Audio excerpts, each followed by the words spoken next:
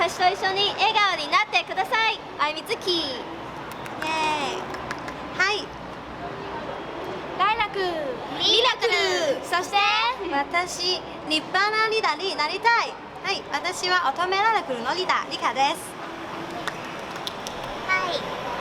心に雨が降った時、あなたの傘になりたい、傘です。はい。見た目はお嬢様。でも本当はちょっぴりおバカ。ちょっとバカよりは明るいでしょ。リンガです。よろしく。はい、ロックが大好き、アッキーコです。よろしく。就想問下你哋喺呢一個 Hong Kong Idol Festival 之後，其他項目有冇啲咩？咁下一項工作就會喺2日之後啦，星期2我哋將會有一本日本嘅傳媒會採訪我哋嘅。係咁第二條問題就係想問將來比較會想喺日本定係香港發展？將來嘅話，其實咧我哋呢一隊組合咧就係想有一個日本同香港嘅文化交流嘅。咁而家咧我哋啱啱出道啦，咁嘅大本營咧就喺香港啦。咁之後咧就希望可以衝出香港去到日本發展，咁咧就可以兼顧香港同埋日本嘅市場嘅。係咁第三條問題想問一問你哋認為你哋粵女同其他團體會有咩唔同嘅特別？咁我哋係香港嘅第一隊以日式經營嘅偶像組合啦，咁同埋我哋係唱自己嘅歌嘅，咁就唔同一般嘅 cosplay 組合咁樣咯。係咁第四條問題想問一問，正式出道之前，咁你哋參加咗 Ophelia 嘅演出啦，咁你哋作為嘉賓演出有啲咩感想？其實咧，真係覺得好感動啦，同埋首先會認識到好多即係日本嘅。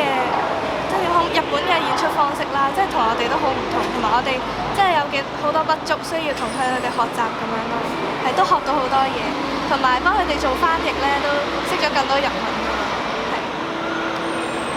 係好，最後一條問題想問一問大家即係每一個人講一講自己最中意或者最敬佩嘅日本偶像。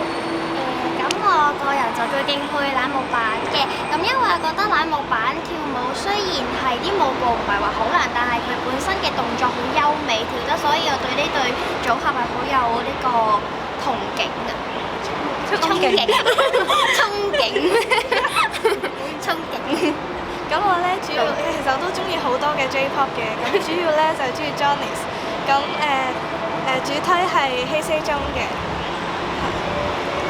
我就最中意48系嘅，咁就係AKB48就係我最中意㗎啦。咁就即係佢哋嗰種努力向上嘅精神咧，我就即係好中意啦。嚟到我係啦。咁我就最中意 NMB48嘅，因為咧佢哋嗰啲舞咧係好有獨特風格啦，因為會加入一啲雜技啊嗰啲元素落去，係好特別嘅。同埋我最中意就係晒恩咧，因為咧佢好有個人風格之餘咧，又好識 take care 啲團員，我係一個好好嘅 leader，所以我都會向佢學習嘅。咁樣咧，我同 Casa 一樣咧，都係最中意乃木坂46、乃木坂46嘅。